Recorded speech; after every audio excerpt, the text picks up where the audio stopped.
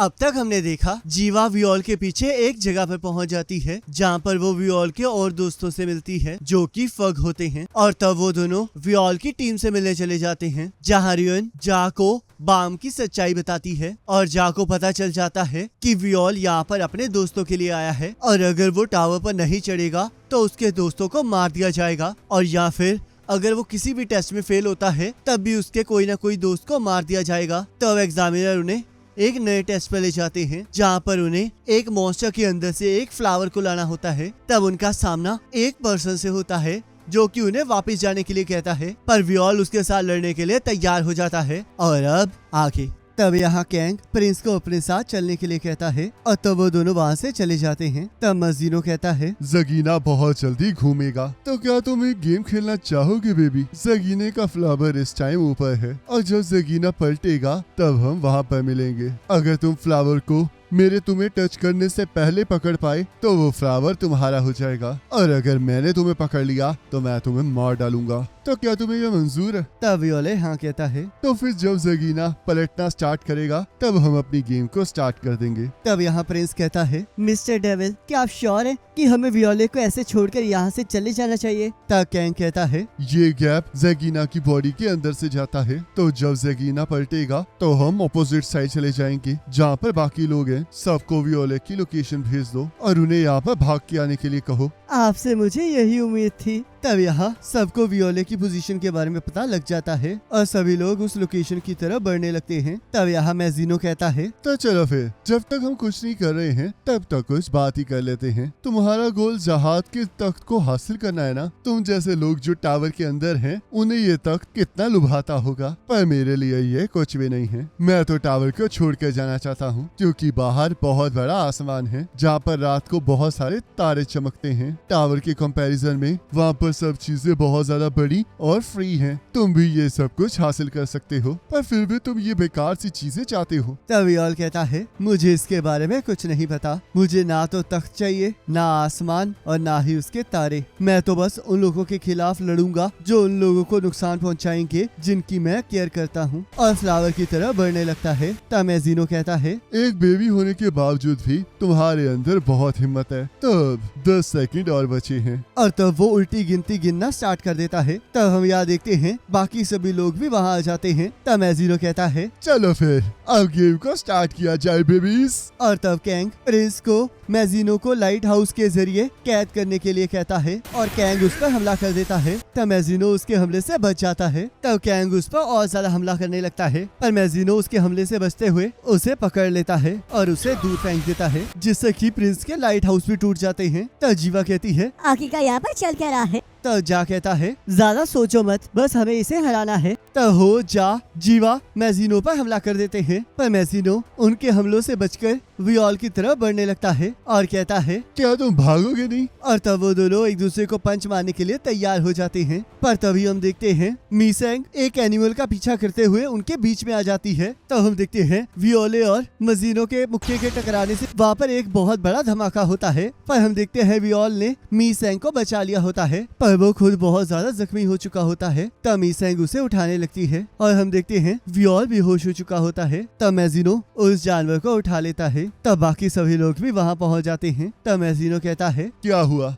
तुम लोग अपने दोस्त की मदद करने नहीं जा रहे हो? और हाँ बेबीज, ये फ्लावर तुम्हारा हुआ। पर जीवा कहती है, ऐसा क्यों? तब मैजिनो कहता है, अब जब यहाँ पर ये छोटा सा एनिमल पैदा हो चुका है तो मुझे उस फ्लावर की कोई जरूरत नहीं है। ये इस बात का तोहफा है कि तुम लोगों ने मेरा सामना किया। तब हॉर्न कहता है, इसकी पीठ पर देखो। तब जा कहता है, ये तो उरेक माजिनो है। तब माजिनो बाहर चला जाता है जहाँ हम देखते हैं रैंकर्स उसका इंतजार कर रहे होते हैं। तब वो सभी लोग उस पर हमला कर देते हैं। तब वो उन सभी को बड़ी आसानी से हरा देता है और कहता है, तुम्हें मुझे हराने के लिए और भी बहुत सारे लोगों की जरूरत होगी। क्या तुम्हें पता है ये क्या है? ये जिगने का बेबी है और इसे मैंने पहली बार इसलिए देखा है क्योंकि तुमने वो सारे फ्लावर्स को यहाँ से निकाल लिया था जो कि इसकी डेवलपमेंट के लिए चाहिए। तब वो रैंकर कहता है, आखिरकार तुम्हें इसके बारे में कैसे पता लगा? कोई चाहता है ना कि ये फ्लावर रेयर ही रहे, जैसे कि वो लोग जो कि 21st फ्लोर के इंचार्ज हैं। मैं इस बच्चे को यहाँ से लेकर जा रहा हूँ और कुछ सालों में ये पूरा समुंदर जगीना से भर जाएगा और उनके फ्लावर्स अपनी वैल्यू लूज कर देंगे। रुक जाओ, तुम इस तरह यहाँ से नहीं जा सकते। अगर तुम्हें ये पसंद नहीं है तो आकर मुझे रोक लो, मैं किसी से नहीं डरता। तब वो वापस अपने घर चला जाता है और अपने साथी को कहता है यूरी को कांटेक्ट करो और उसे बताओ कि मैंने इसे ढूंढ लिया है। तब वो पर्सन कहता है ठीक है, पर आखिरकार आपके फेस पे ये कट कैसे आया? तब एजीनो सोचता है तो ये उसने किया है। वो उस टाइम सिर्फ उसे प्रोटेक्ट करने के बारे में नहीं सोच रहा था। म्यूजे, मेरे पास तुम्हारे लिए एक जॉब है, जाओ और उस बेबी स्लेयर पर नजर रखो जिसने अभी अभी फक को ज्वाइन किया है। तब यहाँ मिसेंग वियोले को बार बार बुला रही होती है। तब वियोले को हान सुंग की बात याद आती है जिसने उसे उसके दोस्तों को मार देने की धमकी दी होती है। तब जिन सॉन्ग कहता है आज से मैं तुम्हारा मार्शल आर्ट का टीचर हूँ, तो इसलिए जब तक तुम कोऑपरेट करोगे तब तक मैं तुम्हें हर्ट नहीं करूंगा और तुम्हें वो सब कुछ सिखाऊंगा जो कुछ मुझे आता है। तुम्हें अगर कुछ भी चाहिए तो तुम मुझे बता सकते हो। तब बाम कहता है मैं स्ट्रॉन्ग बनना चाहता हूँ ताकि मुझे फिर कभी किसी को गुड बाय ना कहना पड़े। आखिरकार मुझे उनके साथ रहने के लिए कितना स्ट्रॉन्ग बनना होगा। तब हम यहाँ देखते हैं वियोले के आसपास कुछ स्केलेटन जैसा आ जाता है जिससे कि वियोले पूरी तरह से हील हो जाता है। तो यहाँ सभी लोग वापस चले जाते हैं। तब गोसेंग कहती है अब तो 2 दिन हो चुके हैं, क्या वो सच में जागेगा? और जीवा ने भी खुद को अपने रूम में बंद कर लिया है। उसके लिए ये तो बहुत बड़ी न्यूज है कि उसकी फैमिली जगीना के बच्चों के मैटर में इन्वॉल्व है। तब यहाँ जा छत पर चला जाता है जहाँ जिन सोंग कहता है मैं तुम लोगों के साथ कुछ ज्यादा ही नरम दिल था। मैं चाहता था कि वियोले दोस्त बनाए, पर मैंने ये नहीं सोचा था कि उसकी जिंदगी खतरे में आ सकती है। तो इसलिए मैं चाहता हूँ कि तुम लोग वियोले से दूर हो जाओ। मैं तुम्हें उसकी जगह कोई और टीममेट लाकर दे दूंगा और तुम्हारी प्रोटेक्शन की गारंटी भी दूंगा। तो इसलिए वियोल और फक के बारे में भूल जाओ। सुबह सुबह तुम इस जगह को छोड़कर चले जाना। वैसे भी मुझे लगता है कि तुम मरना नहीं चाहते हो। वियोल कभी भी पावरफुल एनिमी के सामने हार नहीं मानेगा और तुम लोग भी बीच में फंस जाओगे। तो क्या तुम लोग सच में उसके साथ आगे बढ़ना चाहते हो? तब जा कहता है हम लोग सुपरमार्केट से कुछ लेने जा रहे हैं, क्या तुम्हें कुछ चाहिए? मेरे लिए सिगरेट्स ले आना। तब यहाँ सभी लोग घर का सामान ले लेते हैं और हॉर्न कहता है ये सब कुछ बहुत आसान होता अगर किसी ने अपने लाइट हाउस बर्बाद ना किए होते। तब प्रिंस कहता है आखिरकार देखो कह भी कौन रहा है, तुमने तो कुछ किया भी नहीं था। जरा मुझे याद करवाना कि आखिरकार वो लाइट हाउस आते कितने के हैं? चुप कर जाओ, मैं वियोल से पैसे मांग लूंगा। क्या तुम्हें उससे बाद में पैसे वापस दोगे? बिल्कुल, मैं दूसरों का फायदा नहीं उठाता हूँ। तुम पर भरोसा नहीं किया जा सकता क्योंकि तुम बिल्कुल अपने बाप जैसे हो। तब जाओ ने वियोल से दूर रहने के लिए कहता है,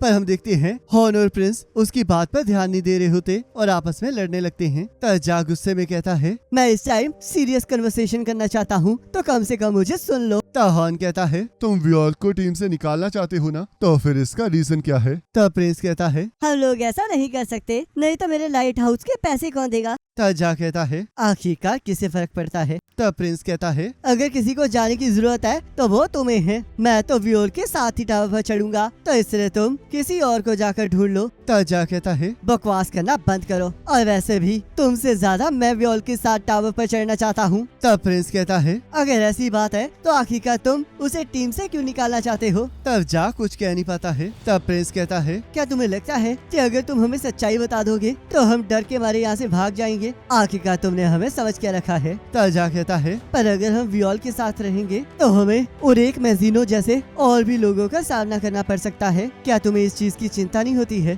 तब हॉर्न कहता है पिछली बार वियोल ने मीसेंग को बचाया था, उसने एक टीममेट को विक्ट्री से ज्यादा अहमियत दी और तुम उसे इसलिए छोड़ना चाहती हो क्योंकि वो डेंजरस है। तब कैंग कहता है प्रॉब्लम वियोल नहीं बल्कि हमारी डिटर्मिनेशन है। तब यहाँ जीवा अभी भी उदास होती है। तब रियोन कहती है तुम सच में बहुत उदास लग रही हो। जियोन का स्कैंडल सबके सामने आ गया है और उन्होंने फिर भी जगीना के बच्चे पर बाउंटी रखी है। उन्हें तो बिल्कुल शर्म नहीं है। तुमने अपनी फैमिली की बेशर्मी देखी है, पर फिर भी देखो तुम यहाँ पर पीछे हट रही हो। तब जीवा कहती है तुम कुछ समझ नहीं सकती। तब रियोन कहती है तुमने सही कहा, मैं बिल्कुल नहीं समझ सकती कि आखिरकार तुमने अपने आप को रूम में क्यों बंद कर रखा है। अगर मैं तुम्हारी जगह होती तो मैं एक ऐसा रास्ता ढूंढती जिससे कि मेरी फैमिली की गलतियां ठीक हो सके और उस पर काम करती। और वैसे भी मैं बिल्कुल भी नहीं समझना चाहती कि एक रिप्रेजेंटेटिव के दिमाग में क्या चल रहा है। तुम तो खाना भी ढंग से नहीं पका सकती। तब यहाँ मिसेंग वियोल को देखकर रो रही होती है और गोसेंग उसे शांत करवा रही होती है। तभी उन्हें जलने की स्मेल आने लगती है। तब वो बाहर जाकर देखते हैं कि जीवा फिर से कुकिंग कर रही होती है। तब गोसेंग कहती है, आखिरकार यहाँ पर चल क्या रहा है?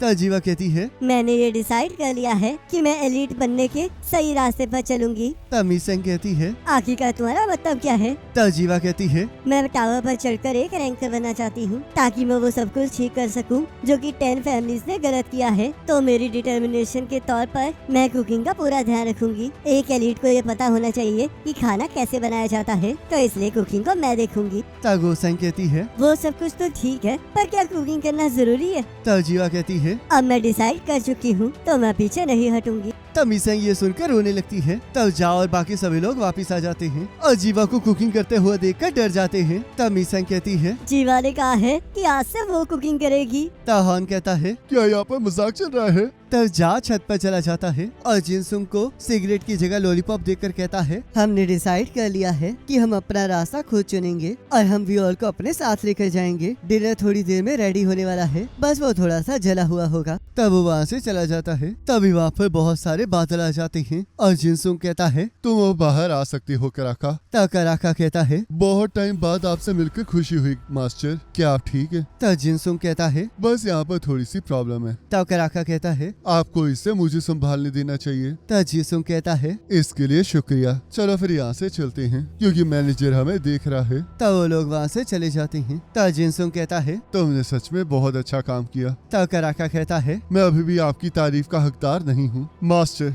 हमने जहाज को खत्म करने का वेपन हासिल कर लिया है, तो आखिरकार हम उसे इस्तेमाल क्यों नहीं कर रहे हैं? हम वियोल के आसपास के लोगों को मार सकते हैं और दूसरी टीम बना सकते हैं। तब जिनसुंग कहता है, मैंने तुम्हें पहले भी कहा है कि वियोल को मैं देख लूंगा, क्या तुम्हें मुझ पर भरोसा नहीं है? तब कराका कहता है, ऐसी बात नहीं है, पर एल्डर्स में ये अफवाह फैल रही है कि शायद सब कुछ बिगड़ सकता है। तब जिनसुंग कहता है, ये बिल्कुल बकवास है। मैंने फक के लिए अपनी फैमिली को भी छोड़ दिया है, तो क्या तुम्हें सच में लगता है कि इमोशंस मुझे कंट्रोल कर सकते हैं? जितने ज्यादा वियोल फ्रेंड्स बनाएगा उतने ज्यादा लोगों को हम होस्टेज बनाकर उसके खिलाफ यूज कर पाएंगे, तो इसलिए स्लेयर्स और एल्डर्स को इसके बारे में बता दो। तब कराका कहता है, अगर ऐसी बात है तो मैं अभी वापस चला जाता हूँ। तब जिनसुंग कहता है, हम काफी टाइम से एक दूसरे से नहीं मिले हैं, तो चलो फिर एक साथ खाना खाया जाए। तब कराका कहता है, मुझे माफ कीजिएगा, पर मैं उनके सामने मास्क नहीं उतारता हूँ जिन पर मैं भरोसा नहीं करता हूँ, तो इसलिए गुड बाय। तब थोड़ी दूर जाकर कराका कहता है, ऑकन, कुछ भरोसेमंद रेगुलर्स को बुलाओ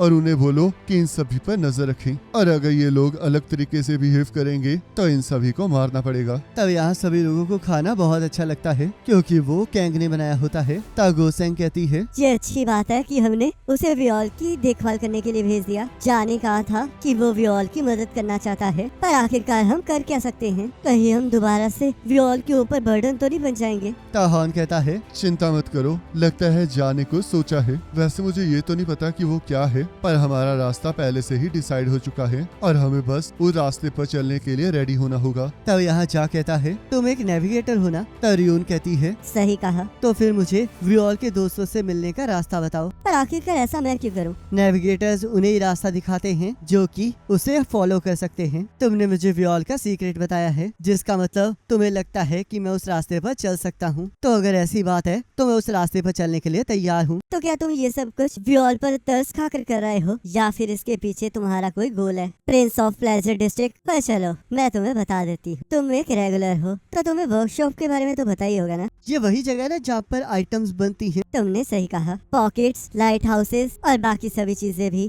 सारी चीजें जो टावर के अंदर मिलती हैं वो वर्कशॉप के अंदर ही बनती हैं। हर फ्लोर पर वर्कशॉप की एक ब्रांच है और टावर में 7 उसके मेन ऑफिसेज हैं और उनमें से एक 30th फ्लोर पर है। हर 5 साल में वहाँ पर एक आइटम बैटल होती है जिसमें रेगुलर्स आपस में लड़ते हैं और जीतने वाला वर्कशॉप के आइटम्स को अपने साथ ले जा सकता है और इस चीज को वर्कशॉप बैटल कहा जाता है। नेक्स्ट वर्कशॉप बैटल अगले 2 सालों में है, तो अगर तुम तब तक वहाँ पर पहुँच गए तब तुम वियोल के फ्रेंड्स से मिल सकते हो। तो इसका मतलब हमें 2 सालों में 30th फ्लोर पर पहुँचना होगा। हम ये किसी भी कीमत पर करेंगे। तब यहाँ हम देखते हैं वियोल अपनी उंगली हिलाता है, जिसे देखकर मीसेंग और जीवा खुश हो जाते हैं और इसी के साथ एपिसोड खत्म हो जाता है। और नेक्स्ट एपिसोड का लिंक आपकी स्क्रीन पर आ रहा होगा, उस पर क्लिक करके अगले एपिसोड को देख सकते हैं।